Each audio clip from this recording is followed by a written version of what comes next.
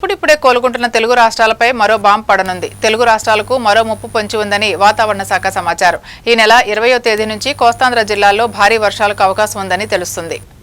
గత 10 రోజులుగా కురిసిన భారీ వర్షాల నుంచి ఇప్పుడిప్పుడే కోలుకుంటున్న తెలుగు రాష్ట్రాలపై మరో బాంబు పడనుంది. తెలుగు రాష్ట్రాలకు మరో ముప్పు పొంచి ఉందని ఐఎండీ వెల్లడించింది. రానున్న 24 గంటల్లో బంగాళాఖాతంలో మరో అల్పపీడనం ఏర్పడుతుందని భారత వాతావరణ శాఖ తెలిపింది. 2 రోజుల్లో ఈ అల్పపీడనం వాయుగుండంగా మారనుందని ఐఎండీ పేర్కొంది. దీని ప్రభావం ఏపీ, తెలంగాణతో పాటు పశ్చిమ బెంగాల్, ఒడిశా, ఛత్తీస్గఢ్ రాష్ట్రాలపై ఉంటుందని వాతావరణ అధికారులు చెబుతున్నారు.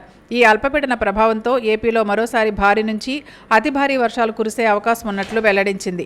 ఈ నెల 20వ తేదీ నుంచి కోస్తాంధ్ర జిల్లాల్లో భారీ వర్షాలకు అవకాశం ఉందని వాతావరణ శాఖ తెలిపింది.